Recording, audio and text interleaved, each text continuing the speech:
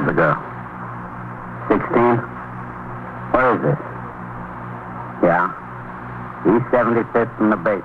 You're in the muster room at the 21st Precinct, the nerve center. A call is coming through. You will follow by transcription the action taken pursuant to that call from this minute until the final report is written in the 124 room at the 21st Precinct. All right. The officers are on their way over there now. You wait outside for them. Show them where it is. An ambulance, too. An ambulance is coming. All right. They'll be there right away. 21st Precinct. It's just lines on a map of the city of New York. Most of the 173,000 people wedged into the 9/10 of a square mile between Fifth Avenue and the East River wouldn't know if you asked them that they lived or worked in the 21st. Whether they know it or not, the security of their homes, their persons, and their property is the job of the men of the 21st Precinct. The 21st, 160 patrolmen, 11 sergeants, and 4 lieutenants, of whom I'm the boss. My name is Kennelly, Frank Kennelly. I'm captain in command of the 21st. I was working my night tour, 4 p.m. to 8 a.m. It was a cold, windy night, and I was on patrol in sector car number 2 with Patrolman Edward Farrell as operator and myself as recorder. It was about 11:30 p.m., and I had instructed Farrell to drive west on 75th Street from 1st Avenue to Lexington, and then return to the station house where I was due to turn out the platoon for the late tour at midnight. After we crossed 1st Avenue, there was no traffic in the block ahead of us, and I saw no pedestrians. Cold weather keeps them off the streets. It's a good policeman. Our headlights cut a swath in the darkness as we cruised slowly in the long block toward 2nd Avenue. Captain, that old man down there, I think he wants us. Go ahead, pull up. Yes, sir. Okay. Come on, Farrell. Right. What's the trouble, Pom? Killing her. Where? In the basement there. Let's go, Farrell. Killing her, I tell you.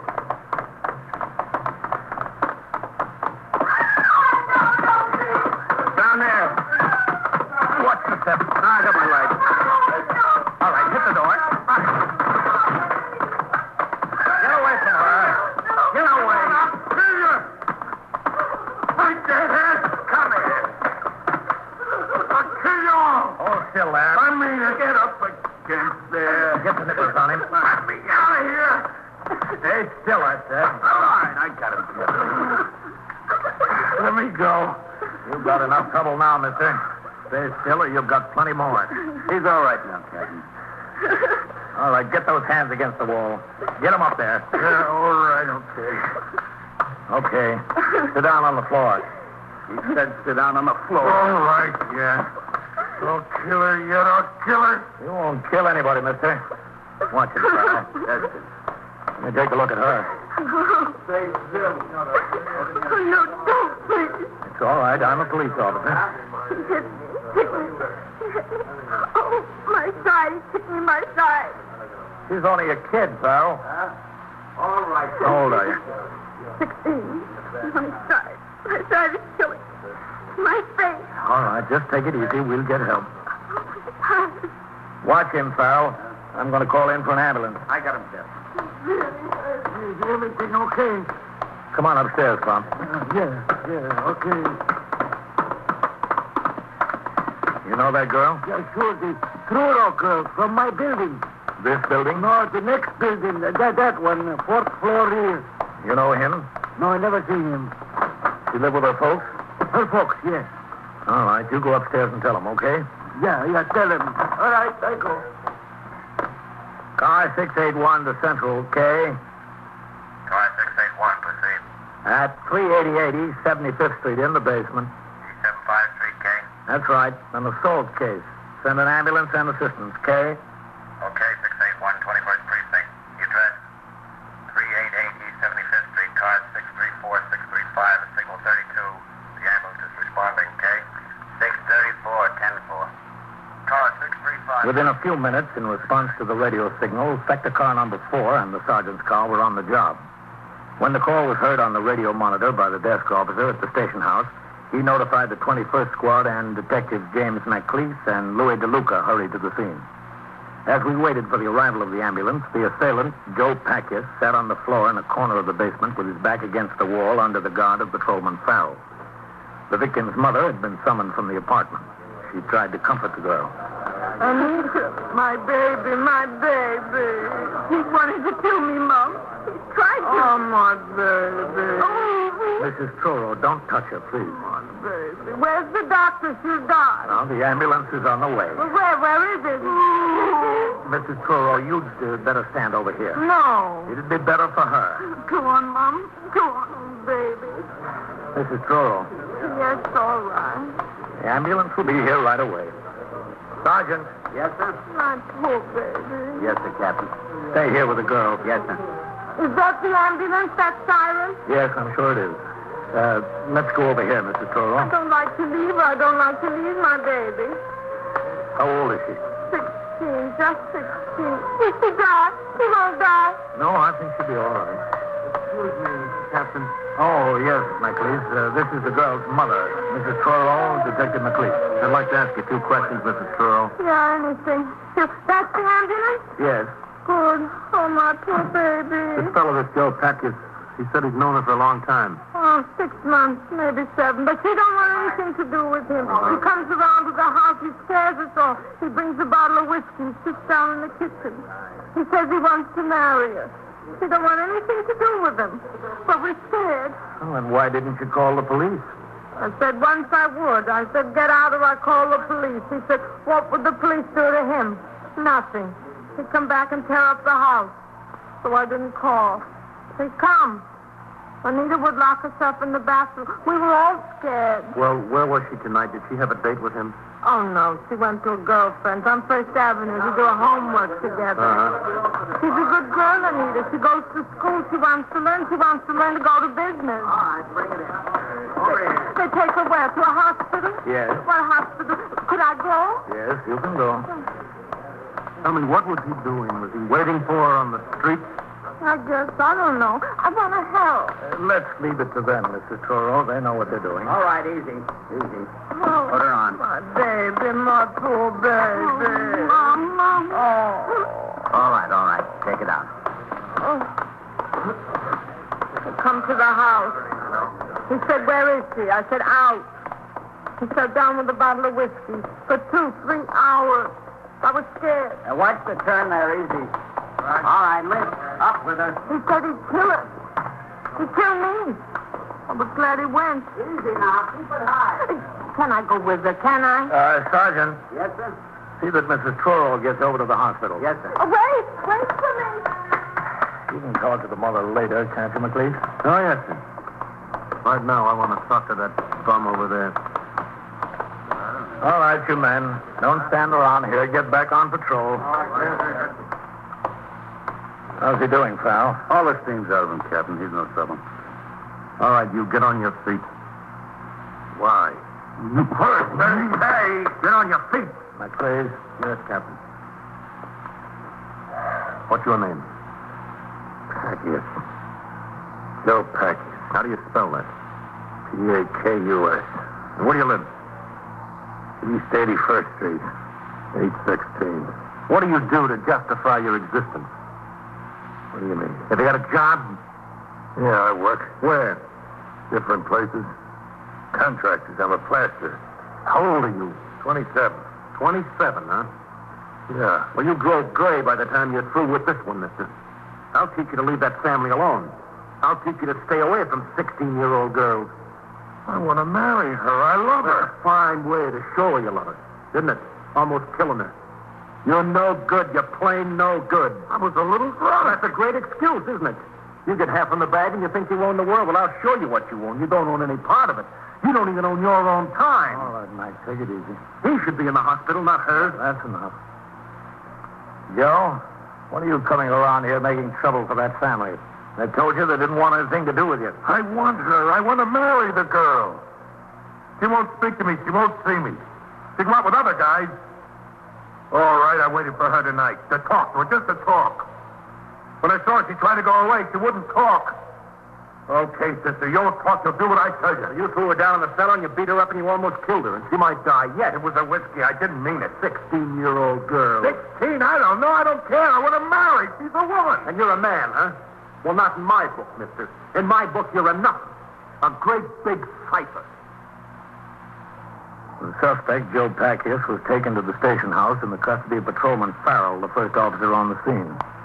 Detective McLeese rode with them in sector car number 2, and I returned in the sergeant's car just in time to turn off the platoon for the late tour at midnight.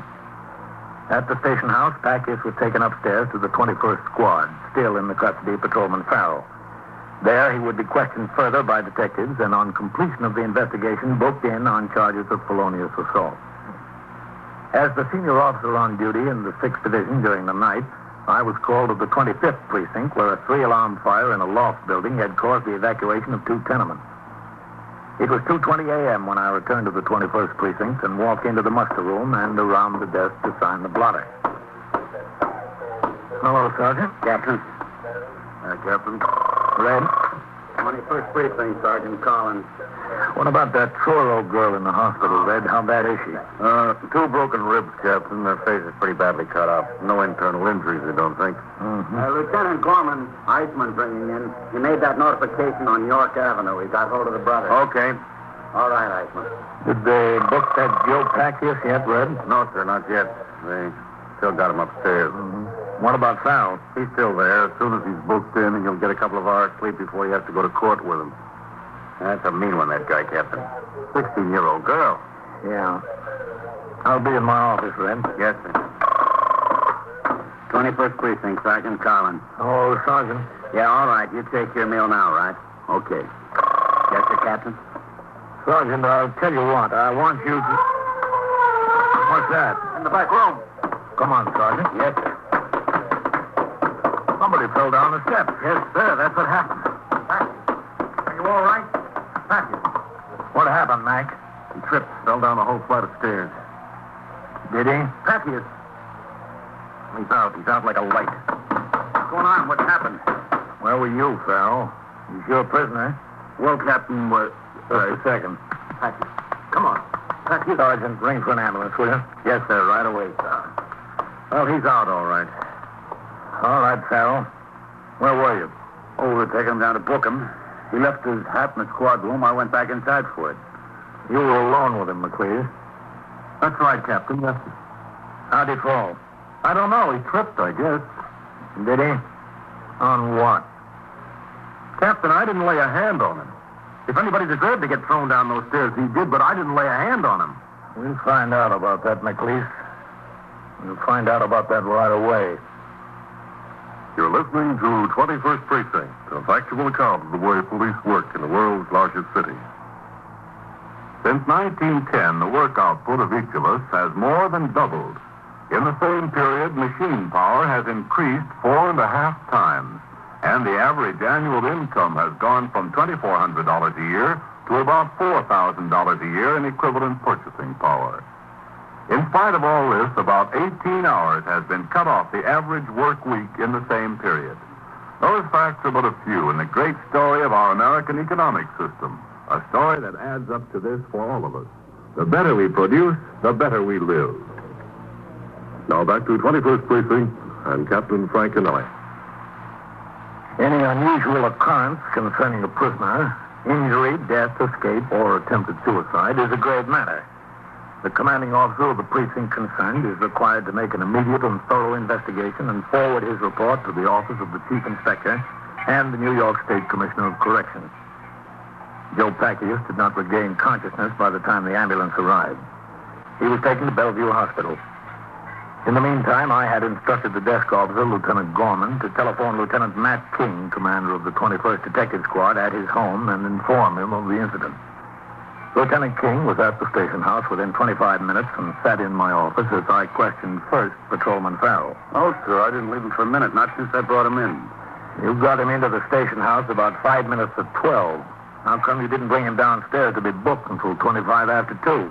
Well, McLeese was conducting an investigation, Captain. Well, there wasn't much investigation that needed conducting, was there? You were an eyewitness to the assault, so was I. Yes, sir. And you had another witness, that old man that stopped you. Yes, sir. Did McLeese make any threats against this Joe Packius up in the squad room? No, sir. You just talked to him calmly? Well, not exactly calmly, Captain. McLeese didn't think much of the guy. Who did? Did either you or he use any violence in the squad room? No, sir. Well, then when you started downstairs to book him, what happened? Well, we came out of the squad room and into the hall. I had Packers by the arm. As soon as we got outside, McLeod said his hat. We left his hat inside. Whose hat? Joe Packers. Didn't Pacquiao say anything about it? No, sir. I guess he forgot. So you went back for his hat? Yes, sir. That was your prisoner, Farrell. You weren't supposed to leave him. But it was just back in the squad room. We were out in the hall. I didn't really leave him, Captain. And when you came out with the hat, Pacquiao was down at the bottom of the stairs. Yes, sir. You were in the squad room with Pacquiao all the time, between about midnight and 2:25? Yes, sir. Was McLeod? No, sir. Where'd he go? Well, when we first got there, he printed Packers. Then we went into your office, Lieutenant. McLeod started to question him. He didn't touch him, you said. No, sir. He got awful mad at him, but he didn't touch him. And then about 1 o'clock, McLeod went out. Where'd he go? I don't know, Captain. He said he'd be back. We'd book him in when he got back. I just sat there with Packers until he came back about, 10 minutes after 2. Any more questions, man? No, sir. All right, Farrell, that's all. Yes, sir. You can go on home. Pacquiao won't be going to court tomorrow. How is he, Captain? Oh, we're waiting to hear. Yes, sir. Thank you very much. Farrell, Yes, sir. tell McLeod to come in here. Yes, sir. Well, Matt, looks like a rough spot, doesn't it? Oh, it sure timed out right. Yep. I'm kind of anxious to hear what Packers has to say. Well, he was unconscious when they took him out of here. He was unconscious when they got him to the hospital. Oh. We might not get to hear what he has to say, eh, Captain?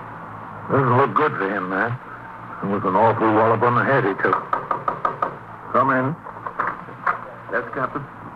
Oh. Sit down over here, McLeod. Yes. Hello, Lieutenant. McLeod, sit down. Yes. Well, you got yourself in a jam, huh? I'm not in any jam, Lieutenant. What do you call it? Excuse me. Sure, sir. 21st Precinct, Captain Kennelly. Sergeant Collins, Captain. Lieutenant Gorman would like to talk to you. Okay. Go ahead.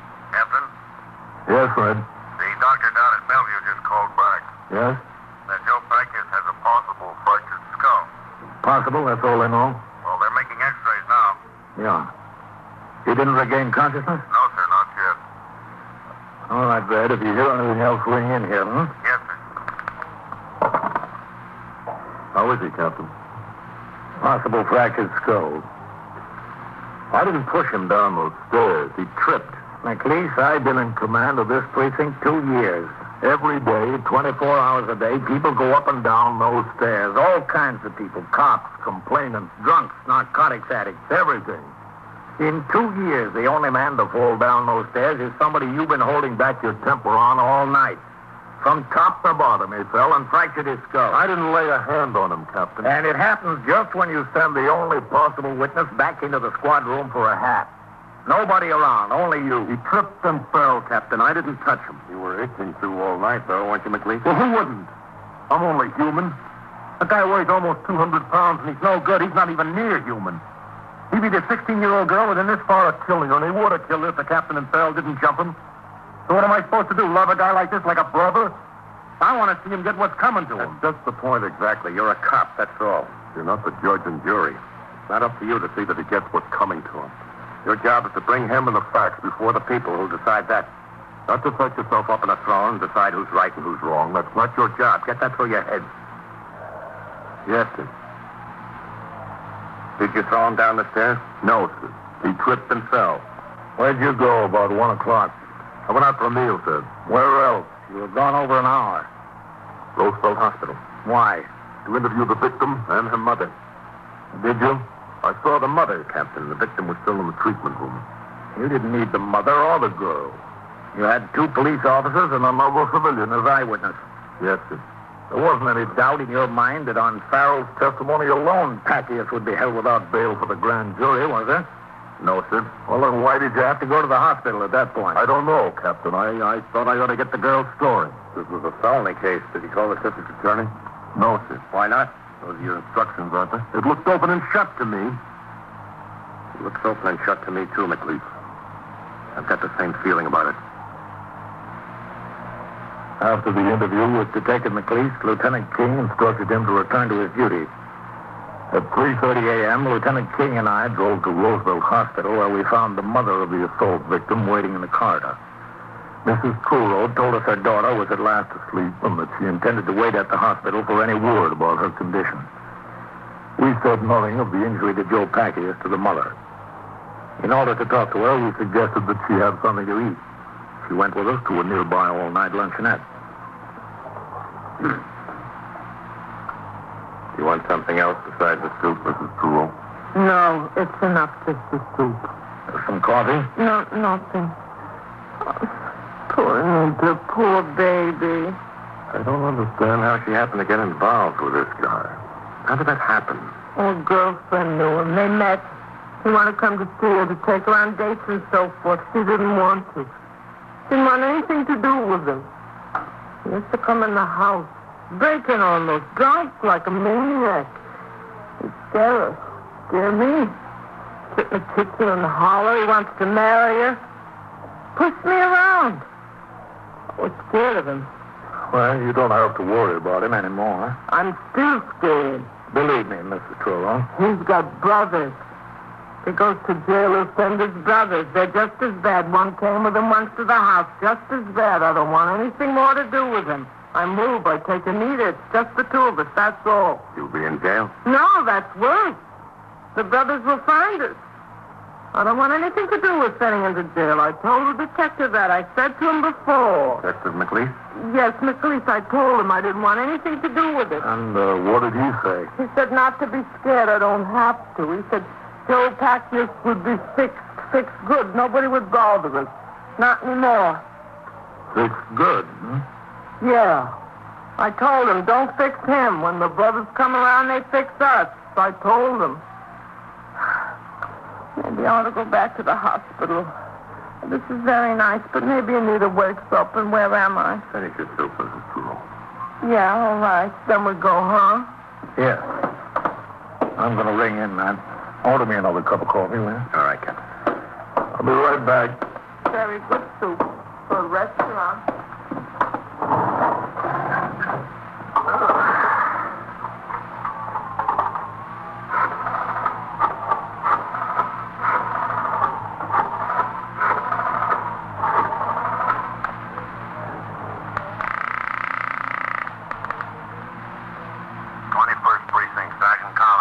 Captain Connelly, Sergeant. Oh, yes, sir. Corman wants to speak to you, Captain. He tried the hospital. We left there. Put him on. Yes, sir. Captain Connelly, Lieutenant. 21st Precinct, Lieutenant Gorman. Yes, Red. Captain, I got a call from the Department of Correction man at the prison ward in Bellevue. Packius isn't dead. No, sir. Far from it. He's regained consciousness. The doctor says if you want to talk to him for a few minutes, it'd be okay. No fractured skull or concussion, just a bad bump. He's okay. We took Mrs. Truro back to Roosevelt and then drove downtown to Bellevue Hospital. We drove into the grounds at 30th Street and Franklin D. Roosevelt Drive and parked the car. The prison ward on the second floor of I building is under supervision of the Department of Correction. Upstairs, we were admitted through the barred gates and directed to the room. Thank you very much. It's over there. Yes.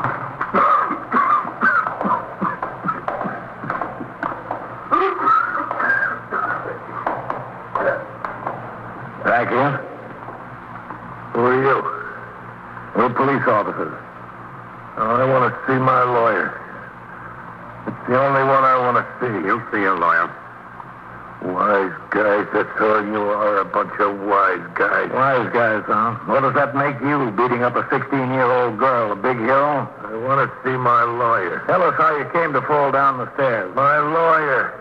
That's the only one I'll tell. I don't want nothing to do with you guys. You've got something to do with us. You've got plenty to do with us. Tell us about how you got hurt. Go ahead. Hit me. See what it'll get you. Nobody's gonna hit you. Laying here on my back, hit me. Go on. I'll get more. Get more what? Money, that's what. You get nothing but years, Joe. I'll get money. I got a bushel basket full. I'll sue the city. I'll take them over the coals for that kind of treatment. What kind of treatment? Never mind. I'll take it up with my lawyer. What about slapping that girl around? What do you think your lawyer can do for that? Nothing. I ain't worried. I'll take only half the money I'm going to sue for, and the city will be glad to get off the hook. I'll get off with nothing. I'll buy a car, and I'll go to Florida. You've got great ambitions, Joe. I guess we'll pin a medal on you, too, huh? I wouldn't be surprised.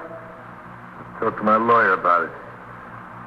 I got the city dead to rights. They can't do that to a guy and get away with it. You don't seem hurt so bad, Joe. Yeah, well, the pain's killing me. What makes you think you're entitled to sue the city? Those stairs, from top to bottom. Look, the detective said you tried to break away from him and missed the top step. That's a lie. Well, what did happen? Oh, no. You take that up with my lawyer. But I wasn't trying to break away. Don't let him tell you I was. He's lying. I don't think so. I wasn't. I was walking down as quiet as you could. There was this thing sticking up, caught the heel of my shoe. That's the city's fault, ain't it? I tripped and I went down to the bottom. I looked at those stairs, Joe. That's not what happened. Tell us the truth now. I caught my heel. I caught it on the step. I fell. I tripped on something that was sticking up. I tripped and fell. The city has to pay for that, don't they? That detective wouldn't tell you what happened. He don't like me. He don't want me to collect, doesn't he? Like he never beat up a woman. Big man. Get him to tell you the truth.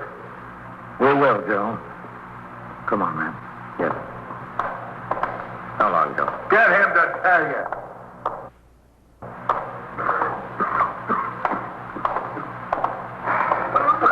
Well, big night, man. Yes, sir. You know, I've got to admit it. I thought McLeese gave him at least a little help down those stairs. Captain, I was sure of it. Oh, thank you, boys. Got a light, Mac? Yes. Cigarette? No, thanks. Much obliged. We told McLeese he shouldn't try to be judge and jury. You know something, man? Neither should we.